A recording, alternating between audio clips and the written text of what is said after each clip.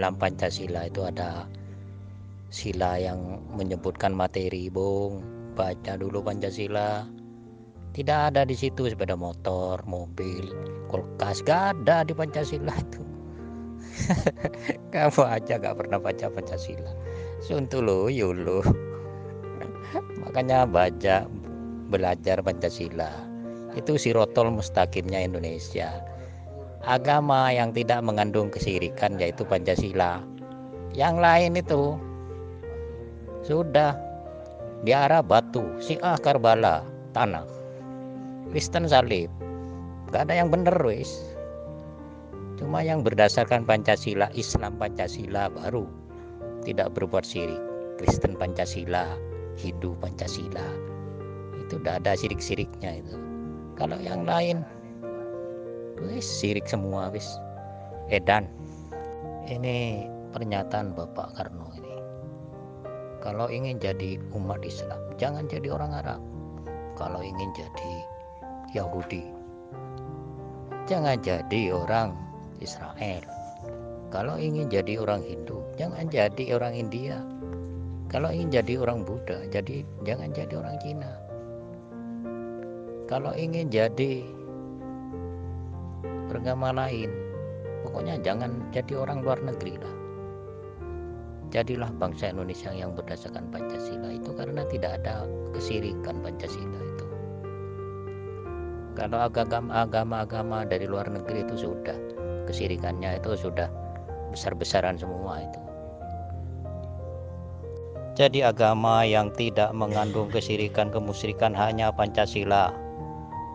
Agama yang berdasarkan Pancasila itu Islam Pancasila, Kristen Pancasila, Hindu Pancasila, Buddha Pancasila, itu yang tidak mengandung kesirikan.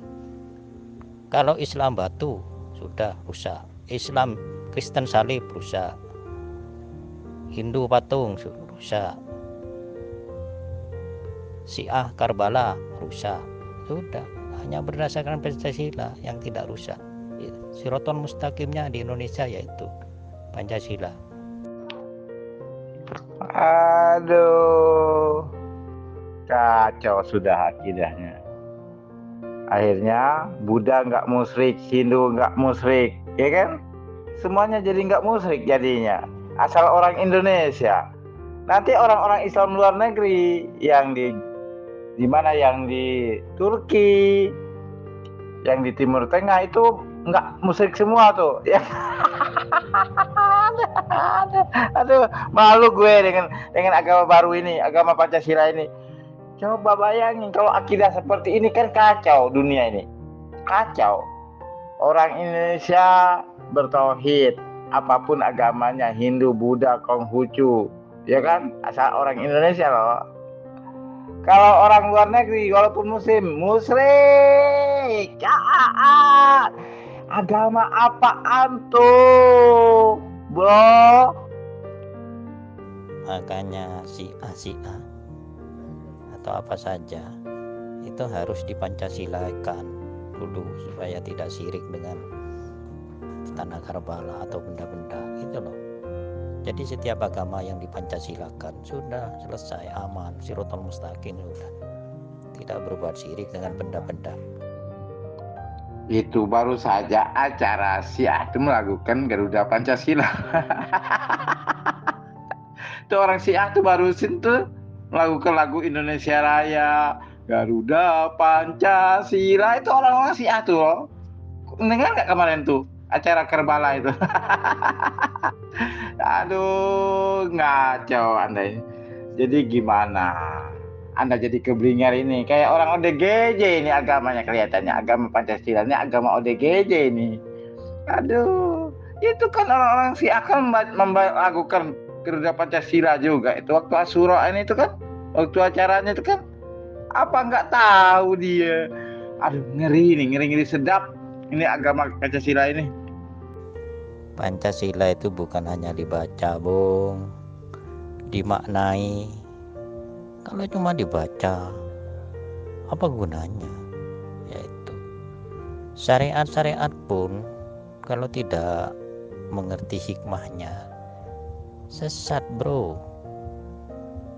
hanya kemusyrikan yang dikerjakan. Akidah kalau tidak tahu hikmahnya, pembelajarannya, itu syirik musyrik semua. Nah, Pancasila itu adalah hikmah dari semua agama. Perlu pelajari. Jadi Pancasila itu hikmahnya, pembelajaran dari semua agama itu dirangkum menjadi Pancasila. Jadi tidak perlu berhubungan lagi dengan batu-batu atau tenaga bala, dengan salib, tidak perlu. Jadi kalau orang beragama harus menjalankan Pancasila. Itu hafalkan dan praktekkan itu makna yang benar. Itu biar tahu. Dulu itu dimaknai penataran Pi 4 di zaman Soekarno. Di zaman Pak Harto itu ada namanya penataran Pi 4, ya kan? Sudah dimaknai oleh Pak Harto itu. Sudah dulu kala. Saya generasi itu loh, generasinya Pak Harto itu. Ada namanya pendidikan moral Pancasila di sekolah-sekolah. Udah dimaknai. Sekolah-sekolah dulu tuh ada PPKN apa itu? Pendidikan moral Pancasila segala macam. Gue saya ngajari Pancasila sama orang Indonesia ya. Tahu apa? Cuma yang lucu itu Anda ini menjadikan Pancasila sebagai agama. Ini lucu bin ajaib dan bin aneh gitu loh. Dan kacau balau Indonesia kalau ide Anda ini disiarkan di Indonesia, ini bikin kacau Indonesia, malah bikin runyem ini Indonesia gara-gara Anda menjadikan falsafah bangsa jadi agama. Kacau loh. Nah, agama berarti kamu tidak paham arti agama, bro. Cuma bacot besar kamu. Apa arti agama itu dulu, pahami ya. Pahami arti agama dulu, jangan cuma bacot besar. Nggak ngerti kata agama. Agama itu sirotol mustaqim gitu loh, lurus, bukan bengkok-bengkok kayak kamu. Masa beragama cuma cium batu? Sesat bro, sesat. Kalau agama bahasa Indonesia itu lain dari Sanskerta bro. Itunya tidak, agama itu kacau. Artinya tidak kacau, saya tahu. Tapi agama dalam profesi Islam itu bahasa Arabnya din. Inna dina indallahi Islam, ya. Tidak ada din kecuali Islam di sisi Allah. Agama jangan diterjemahkan pakai Indonesia agama. Artinya tidak, agama artinya tidak. Kacau, bukan begitu. Din dalam Islam itu milah, bahasa Arab. Jangan disesuaikan dengan bahasa Indonesia, bro. Ya, agama saya tahu agama itu. Agama dalam bahasa Arab apa? Jangan dalam bahasa Indonesia. Aduh, kacau lagi. Masalah agama diperdebatkan. Arti agama sudah jelas. Arti agama itu di Indonesia ada agama yang resmi menurut undang-undang. Ada Islam, Kristen, Hindu, Buddha, Konghucu, ya kan? Itu kan ada di KTP itu loh. Artinya kalau ada di KTP artinya ada formalitasnya. Nggak ada KTP aja agamanya Pancasila, ada nggak? Nggak ada. Masa buat agama baru kamu ini? Waduh, kacau Anda. Penyempurna semua agama itu Pancasila, bro. Yang kamu anut sekarang itu salbut, cuma kerjanya perbuatan syirik tok. Itu makanya baca Pancasila supaya tidak melakukan hal-hal yang syirik gitu loh. Beri kemanusiaan, bro. Punya kemanusiaan, keadilan, persatuan, itu kerakyatan, ketuhanan yang Maha Esa. Itu campur-campur saya bacanya. Itu beragama, bukan tawuran antar geng. Bukan beragama itu kalau tawuran antar geng. Apalagi tawuran antar aliran. Waduh, itu bukan orang beragama. Persatuan orang beragama itu makanya disempurnakan oleh Islam, oleh Pancasila. Islam pun disempurnakan oleh Pancasila, Kristen disempurnakan Pancasila. Semua agama itu yang masuk ke Indonesia disempurnakan semua, tapi harus mempraktikkan Pancasila. Itulah. Jangan berbuat syirik lagi dengan batu-batu atau benda-benda. Kok agama disempurnakan oleh Pancasila? Islam itu sudah sempurna, kata Al-Quran. Masa disempurnakan Pancasila? Aduh, semakin kacau ini orang berpikirnya. Memang ODGJ ini rupanya. Aduh, masa Islam yang sudah sempurna disempurnakan oleh Pancasila? Aduh, begini bro. Kalau mau Pancasila ya Pancasila. Kalau bicara agama ya agama. Jangan kamu keblinger begini. Ini paham apa namanya? Paham materialis.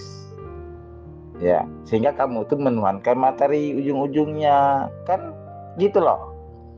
Jadi agama materialistis ini, agama yang menuhankan materi ini, akhirnya menjadikan Pancasila sebagai agama. Saya tidak menyalahkan Anda loh. Kalau bicara Pancasila, ya Pancasila jangan dikait-kaitkan dengan masalah agama, kesatuan agama, segala macam ini. Kacau kamu ini. Kacau kamu itu. Artinya merusak. Ya, merusak Indonesia. Jadi orang-orang perusak Indonesia itu sebenarnya Anda ini. Ya, mencampur adukan falsafah bangsa dengan makna agama itu sendiri. Karena gara-gara orang seperti Anda ini yang bego, yang merupakan orang ODGJ, penganut paham ODGJ. Orang-orang seperti Anda inilah akibatnya, ya kan?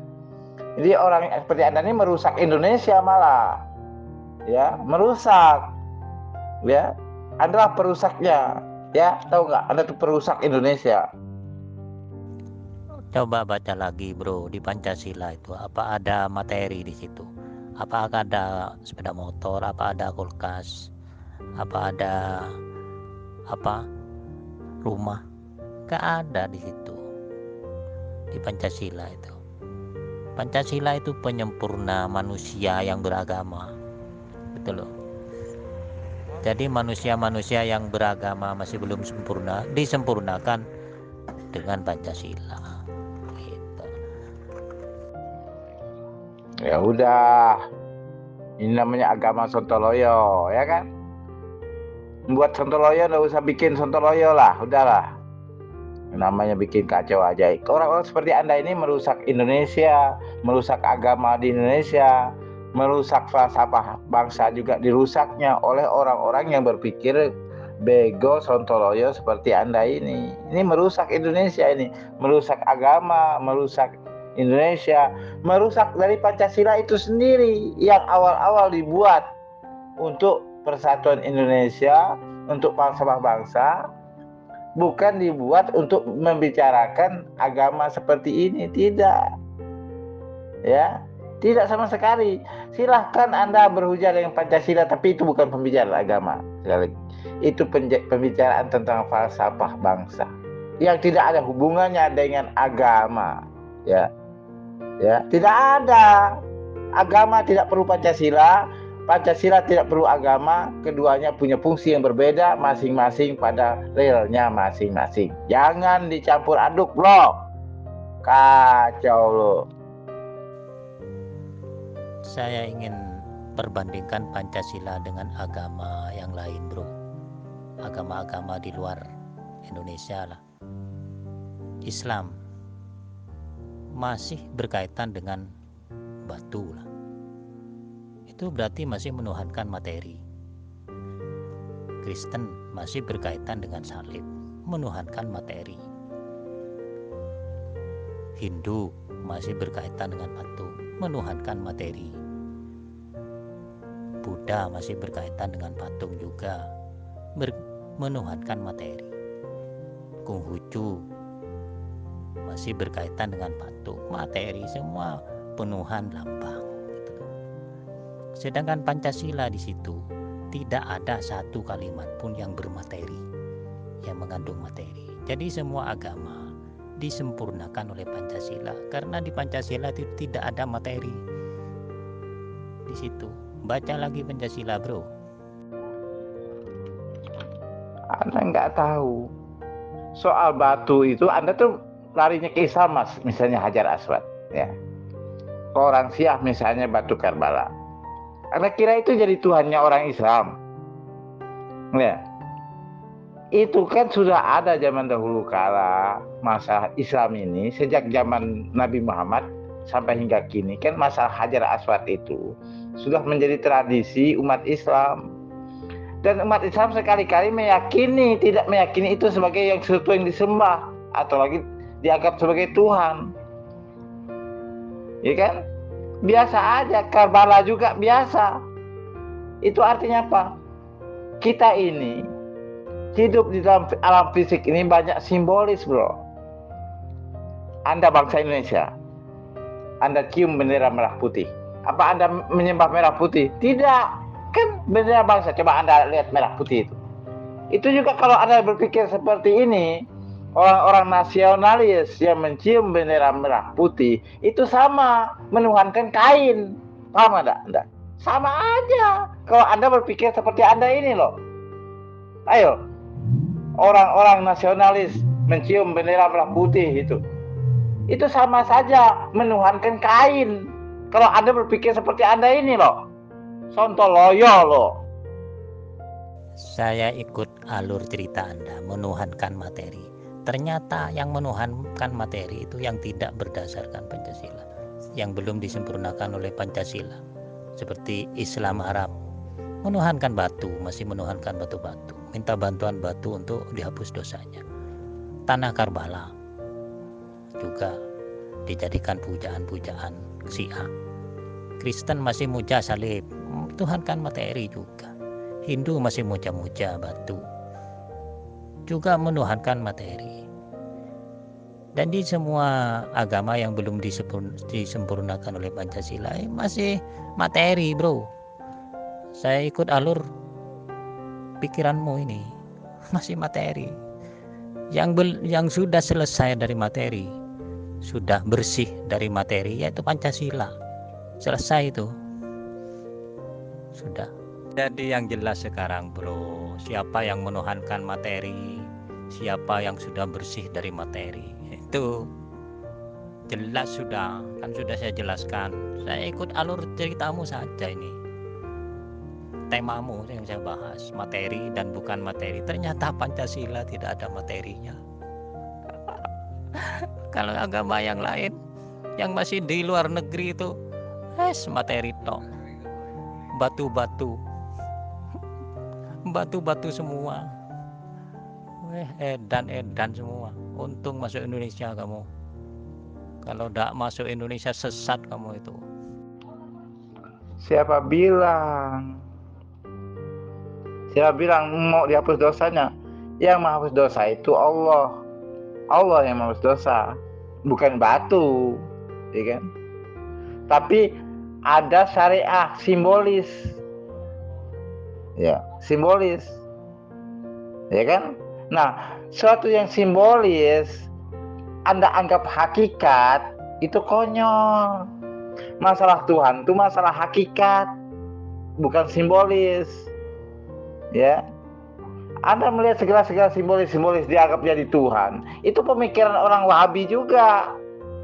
Orang ke kuburan, simbolis kecintaan kepada guru yang dikubur di sana, dibilang nyembah kuburan. Orang mencium Hajar Aswad, dibilang nyembah Hajar Aswad. Bagaimana simbolis dalam agama Anda anggap sebagai penyembahan? Itu melempar jumroh itu simbolis daripada melempar setan. Dan setan nggak ada di situ, itu hanya simbolis. Nggak ada setan di tempat melempar jumroh itu. Itu simbolis dalam agama. Jangan Anda maknai menyembah. Kan kacau Anda ini. Cara berpikirnya sudah kacau banget ini. Ya kan? Coba Anda bayangin, Anda itu menyembah materi. Sesuatu yang agak bermanfaat, misalnya udara. Tanpa udara manusia tidak bisa bernapas. Jadi mengasih hidup adalah apa? Udara. Berarti udara Tuhan. Gitu loh. Bagi kamu itu materi, itu penyembahan materi itu seperti itu. Kamu tuh nyembah materi, kan gitu. Misalnya nasi, kita makan, kalau nggak makan nasi kelaparan nanti mati. Jadi kalau nggak makan nasi mati, berarti nasi itu Tuhan kamu penyembah materi. Otak degol, kamu penyembah materi. Kalau dalam Islam itu ada simbol-simbol, seperti orang Kristen juga mencium salib, ya karena kecintaannya kepada Yesus. Dia jangan ke sana cara berpikir Islam itu ada hakikat di dalam segala perbuatan orang. Contoh, Anda punya seorang kekasih, dia mengasihi Anda bunga mawar yang indah atau sapu tangan. Lalu sang kekasih itu mencium sapu tangan, mencium bunga mawar itu. Bukan berarti dia itu menduakan kekasihnya dengan sapu tangan dengan bunga mawar, karena kekasihnya ngasih sapu tangan dan bunga mawar. Bukan syirik kepada kamu mencintai sapu tangan, kamu aku cemburu loh, mustahil kan? Tetapi sang kekasih itu mengasihi sapu tangan yang indah ataupun bunga mawar dicium kekasihnya, tanda cintanya kepada kekasihnya secara simbolis. Tidak dia berkata, wah saya mencium bunga mawar ini telah menyekutukan saya. Dia cinta, di samping cinta sama saya juga cinta sama bunga mawar. Itu orang bego kan? Jadi Anda itu nggak ngerti simbolis-simbolis dalam agama. Agama itu penuh simbolis. Di alam syariat, di alam hakikat nggak ada simbolisnya. Ya, kalau main hakikat itu nggak ada syariat, main hati dia kerjanya. Enggak? Nah, hati itulah yang menentukan hakikat. Makanya di hakikat itu simbol-simbol itu juga nggak ada. Saat Anda mencium Hajar Aswad itu hanya simbolis, tetapi Anda harus tahu ya dullah fawqa aydihim. Artinya Anda nih nggak bisa mungkin bersalaman dengan Allah. Ya nggak bisa, karena Allah bukan fisik kan. Mau bersalaman sama Allah nggak bisa kan, karena Allah itu, Tuhan itu nggak ada tangannya secara fisik. Nah, supaya ada simbolisnya, orang mencium Hajar Aswad seakan-akan mencium tangan Allah. Tapi Hajar Aswad hanya simbolis saja, karena Allah nggak punya tangan secara fisik. Gitu loh. Anda nggak ngerti ini simbolis. Dan makrifah itu nggak ada fisik, nggak ada batu segala macam. Ya. Orang ngaku ya bangsa Indonesia, ya contoh mudah nih, simbolis, pentingnya sebuah simbolis ya. Saya ajarin ya Anda ya.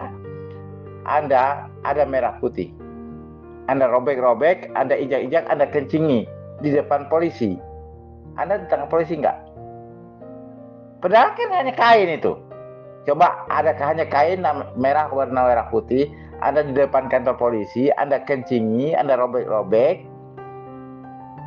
ya antara dua aja. Kalau nggak dibilang Anda itu ODGJ, Anda itu bisa jadi orang yang anti Indonesia. Padahal kan hanya kain loh, simbolis saja loh. Tapi jangan coba-coba dengan merah putih Anda perlakukan seperti itu. Anda paham? Simbolis?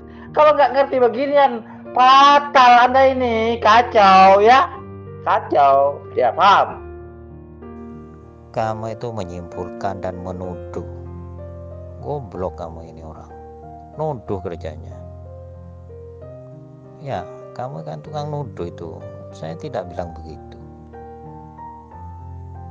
Pancasila itu saya jelaskan lagi ya, tidak ada satu kalimat pun yang mengandung materi di situ. Baca Pancasila, tidak ada. Di Pancasila itu materi itu tidak ada. Di dalam Pancasila itu tidak ada kulkas atau nasi atau pecel atau rawon, gak ada di situ. Kamu aja goblok ini orang, cuma nuduh kamu bisanya itu. Sedangkan kamu sendiri masih berkaitan dengan batu-batu, benda-benda tanah Karbala. Itu materi itu bro, masih perlu bantuan materi kamu itu. Kamu yang goblok itu yang bermateri itu kamu masih perlu batu-batu, perlu tahe, perlu tanah Karbala. perlu lambang-lambang. Ya itu kamu itu menuhankan materi itu namanya. Di Pancasila itu tidak ada satupun kalimat yang bermateri. Saya bukan bahas Pancasila, membahas kamu kemarin tuh loh. Kamu bilang coba tutup hidungmu. Kan maksud Anda itu saya bisa hidup karena bernapas kan. Dan napas itu ada materi udara kan. Kan pembahasan yang kemarin tuh loh, bukan nuduh. Saya bilang, saya kalau ditutup napas ya, saya kan akan innalillahi wa inna ilaihi raji'un loh. Artinya apa? Saya akan kembali kepada hidupnya Allah. Karena hidup di dunia ini hidup materi. Ya kan? Karena saya hidup di alam materi, alam jasmani. Hidup di alam jasmani memerlukan udara untuk bernapas. Ya kan? Memerlukan makanan untuk makan, memerlukan air untuk minum, ya kan? Sehingga saya bisa hidup di alam materi ini. Kalau saya nggak makan, nggak minum, nggak bernapas, saya akan mati di alam materi. Tapi tetap hidup di alam sana bersama yang maha hidup itu dan bersatu. Karena antara hidup saya dengan hidup yang maha hidup itu seperti matahari dan sinarnya. Saya akan bersatu, sinar matahari dengan matahari akan bersatu. Itulah ruh saya akan bersatu dengan Tuhan. Karena ruh saya ini sinarnya Tuhan, cahayanya Tuhan. Ya kan? Dan di sini hanya perumpamaan hidup yang biasa saja. Nanti setelah sana hidup kekal. Di sana juga menikmati apa yang dinikmati di dunia ini, tapi dengan rasa yang lebih. Ya, di sana juga ada air. Saya minum air juga, di sana ada juga udara, tapi udaranya sudah beda dengan udara di dunia ini. Sudah beda dengan air di dunia ini. Gitu loh. Di sebelah sana tuh juga ada cahaya, tapi sudah beda cahayanya dengan dunia ini, lebih sempurna. Dan kita belum mengalami, tapi percayalah, sana lebih sempurna. Nah, kapan kita lebih sempurna di sana? Kalau kita kenal diri kita sebagai nur Allah, sebagai cahaya Allah, sehingga bersatu dengan Allah. Kan gitu, tauhid kan? Ya, paham enggak? Nah, saat bersatu dengan Allah, dengan Tuhan, maka pada waktu itu hakikat yang ada hanya Tuhan. Karena selain Tuhan hanya cahayanya, hanya majaharnya, seperti Anda dan saya. Gitu loh. Jadi tauhid bukan bicara duniawi, bukan bicara materi. Ada kemarin tentang menutup napas itulah yang saya maksudkan Anda menyembah materi. Saya tahu kalau tutup hidung, ya, tutup mulut, 2 hari 3 hari saya meninggal dunia.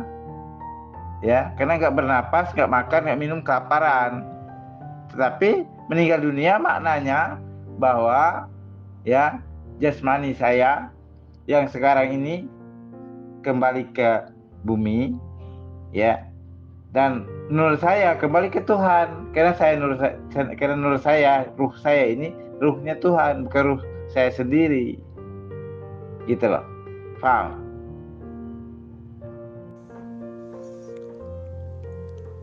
Gambar di atas adalah akibat dari memahami hikmah berhaji yang salah. Jadi hikmah berhaji itu tidak dipahami dengan benar, sebenar-benarnya. Akhirnya apa?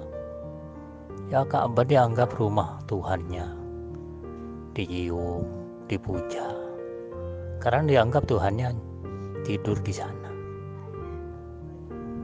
Batu dianggap penghapus dosa. Ya akhirnya dia cium-cium, diraba-raba, seolah-olah bisa membantu menghapus dosanya, kayak setip gitu loh.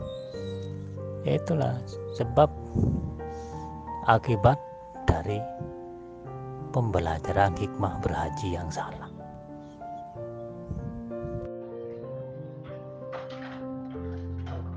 Kalau Tuhan kamu siapa? Materi,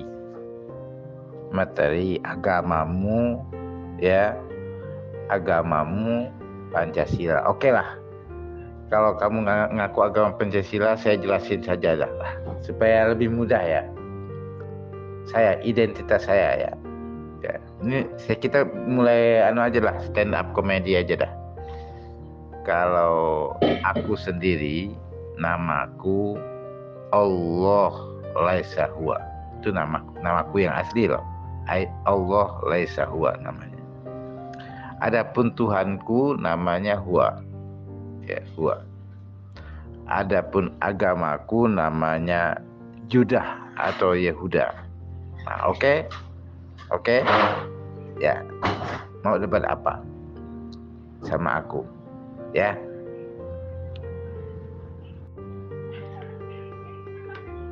Itu namanya agama Sontoloyo buat kamu ya. Agama Pancasila Tuhannya materi, ya kan? Itulah ajarannya. Mau kamu ajarkan di Indonesia agama Sontoloyo kamu. Lawan saya, nama saya Allah Laisal Huwa. Allah Laisa Huwa nama saya.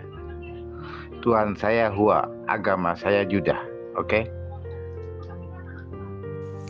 Kamu itu nuduh, bro. Itu tidak baik diskusi seperti itu. Kalau saya mau nuduh kamu, itu kamu Fir'aun, sejenis itu, menganggap dirimu itu Tuhan sudah. Itu tuduhan saya kalau nuduh. Tapi buat apa saya nuduh kamu? Wong kamu ngaku sendiri seperti Fir'aun. Tuh, Pancasila ini itu mencari Tuhan yang benar atau bertuhan yang benar. Bukan kalau mencari masih kurang pas, tapi pada umumnya orang mencari kalau belum ketemu Tuhannya. Kalau sudah ketemu ya bertuhan yang benar. Dengan cara apa? Yang pertama, Pancasila ketuhanan yang Maha Esa itu harus bertuhan yang benar. Kalau orang-orang bertuhan, prakteknya ya Pancasila dari nomor 2 sampai nomor 5. Kemanusiaan yang adil dan beradab, persatuan Indonesia, kerakyatan yang dipimpin oleh hikmah kebijaksanaan, keadilan sosial bagi seluruh rakyat Indonesia. Itu orang-orang bertuhan yang sudah punya Tuhan harus berpraktik seperti itu. Atau yang orang-orang yang mau mencari Tuhan harus praktik seperti itu. Bersihkan dirimu, hatimu, tingkah lakumu, berpraktik seperti nomor 2 sampai nomor 5 itu di Pancasila. Itu cara mencari Tuhan, cara bertuhan yang benar gitu. Kamu umat Islam, fitnah umat Islam, saya umat Islam sendiri. Dengan dikatakan begitu, rumah Allah, banyak umat Islam ini yang awam menganggap Allah itu tidur di sana, di dalam Ka'bah, diam di sana. Loh, kamu kurang luas pengalamanmu. Saya ini sudah survei, bro. Jadi umat-umat Islam yang awam, yang baru belajar, orang-orang yang hanya mendengar Islamnya, tidak belajar di pesantren, itu begitu semua. Ya akhirnya apa? Cium-cium Ka'bah, raba-raba Ka'bah, seolah-olah dia meraba Tuhannya. Begitu. Saya sendiri saya anggapannya begitu dulu. Untung saya belajar hikmah berhaji yang benar, bahwa Ka'bah itu memang lambang seorang ibu. Jadi berhaji itu pendidikan untuk menyayangi seorang ibu. Itu pendidikan di sana dengan bahasa pergerakan tubuh, bahasa yang hanya dimengerti oleh yang ma'rifatullah, sudah bermakrifat di sana. Bukan bermateri seperti kamu. Akunya ma'rifat cuma materi tok, kamu itu masih butuh barang-barang. Itu kan fitnah kamu kan. Nggak ada satu orang Islam pun mengatakan bahwa Allah itu tidur di Ka'bah. Ya, nggak ada kan. Kamu kan bikin fitnah umat Islam. Kenapa kamu fitnah begitu? Baitullah itu bahasa Arab, rumah Allah, itu kan kiasan juga. Kiasan. Baitullah artinya rumah Allah. Ya kan? Nah, jadi Ka'bah itu rumah Allah sebagai kiasan. Sebagai kalimat metafora, simbolis gitu. Bukannya berarti hakiki. Setiap hal-hal yang metaforis, yang simbolis, ya Anda jadikan hakiki, akhirnya Anda tuh memfitnah umat Islam, menyembah batu lah, Tuhan bertempat di Ka'bah lah. Kan itu Anda fitnah, itu orang Islam. Umat Islam Anda fitnah ini. Anda nih tukang fitnah umat Islam ini. Kacau Anda ini, memfitnah umat Islam. Ya kan? Anda memfitnah kerja Anda. Tidak ada satupun umat Islam meyakini bahwa Allah itu tidur dalam Ka'bah. Bahkan dibilang tidur lagi. Masa Tuhan tidur? Tidur dalam Ka'bah lagi. Karena istilah Baitullah. Al-Baitullah itu istilah saja. Ya kan? Istilah saja. Ada juga istilah lain. Misalnya, qulubul mu'minina Baitullah. Hati orang mukmin itu rumah Allah. Kan gitu. Ya kan? Hati orang beriman itu rumah Allah.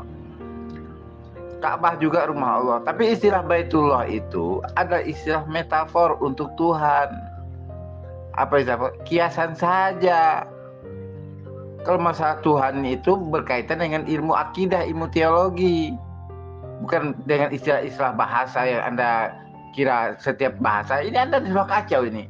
Istilah dijadikan hakiki. Aktivitas johir seseorang Anda hukumi sebagai aktivitas batin. Kan kacau Anda itu. Kacau lah.